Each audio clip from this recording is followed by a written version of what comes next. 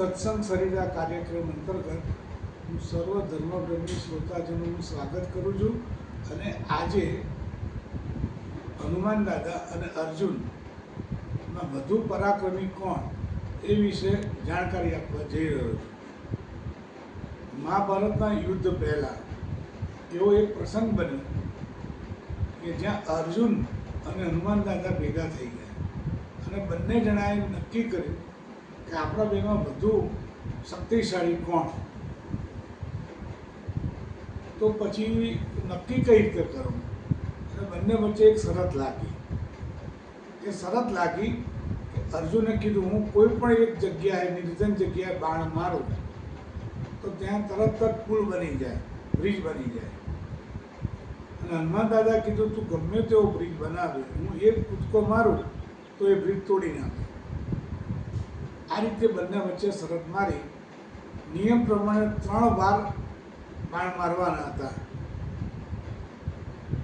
અને શરત એવી નક્કી થઈ કે જે શરત હારી જાય એને અગ્નિ સ્નાન કરવાનું, અગ્નિમાં બાળીને મરી જવાનું. હવે અર્જુને પહેલું બાણ માર્યું, બ્રિજ બની ગયો. હનુમાન દાદા કૂદ્યા, એ પુલ તોડી માર્યો. બીજી વખત અર્જુને બાણ માર્યું, પુલ બનાવ્યો. હનુમાન દાદા બીજી વાર કૂદ્યા, ફરી વખત પુલ તૂટી ગયો. ત્રીજી વખત અર્જુનજીએ બાણ માર્યું, પુલ બન્યો. હનુમાન દાદા ત્રીજી વાર કૂદ્યા અને પુલ તૂટી ગયો. નિયમ પ્રમાણે 3 વાર પુલ બન્યો, પરંતુ હનુમાન દાદાના કૂદકાથી પુલ તૂટી ગયો અને અર્જુન શરત હારી ગયા. અર્જુનજી નિયમ પ્રમાણે અગ્નિ સ્નાન કરવા જતા હતા ત્યારે ભક્તોને ભગવાનની ચિંતા ભક્તોને થાય, એવી રીતે ભક્તોની ચિંતા ભગવાનને થાય. તો ભગવાનને ચિંતા થઈ કે આ તો બંને મારા પરમ ભક્તો છે અને આવી શરત મારી બેઠા છે. એટલે ભગવાન બ્રાહ્મણનું રૂપ લઈને ઉપસ્થિત થયા અને કેવું, વત્સ હું એક બ્રાહ્મણ છું અને આ બંને આ શું કરી રહ્યા છો? તો કહે કે અમે શરત મારી હતી અને એમાં અર્જુનજી હારી ગયા છે, તો અગ્નિ સ્નાન કરવા જઈ રહ્યા છે.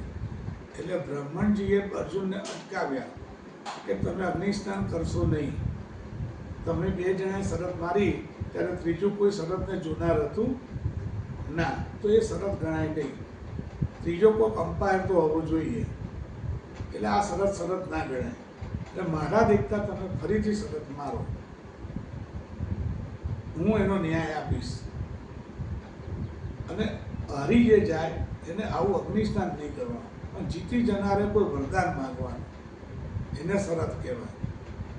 એટલે બ્રાહ્મણ, ભગવાન રૂપી બ્રાહ્મણે બધા નિયમો બનાવ્યા અને નવેસરથી શરત મારવાનું કહ્યું. અર્જુનજીએ એક બાણ માર્યું, પુલ બન્યો. હનુમાન દાદા કૂદ્યા, પુલ તૂટ્યો નહીં. બીજી વખત અર્જુનજીએ બાણ માર્યું, પુલ બન્યો. હનુમાન દાદા બીજી વાર કૂદ્યા, પુલ તૂટ્યો નહીં. ત્રીજી વખત અર્જુનજીએ બાણ માર્યું, પુલ બન્યો. હનુમાન દાદા ત્રીજી વખત કૂદ્યા, પુલ તૂટ્યો નહીં. હનુમાનજીને તરત જ ખ્યાલ આવી ગયો કે આ પુલ કેમ તૂટ્યો નહીં. પુલની નીચે કાચબા સ્વરૂપે શ્રી કૃષ્ણ ભગવાન પોતે બિરાજમાન થઈ ગયેલા અને પુલને તૂટવા નહોતો દીધો. પરંતુ પુલ તૂટ્યો નહીં, પરંતુ ભગવાન કાચબા રૂપે બન્યા હતા, એ લોહી લુહાણ થઈ ગયા અને ભગવાન પ્રગટ થયા કે હનુમાન, ધન્ય છે તારી શક્તિને તારા પરાક્રમને. અર્જુન તું જીતી ગયો છું. હનુમાનજી હારીને જીતી ગયા છે. આ 2 ભક્તો આવા પરાક્રમી હતા.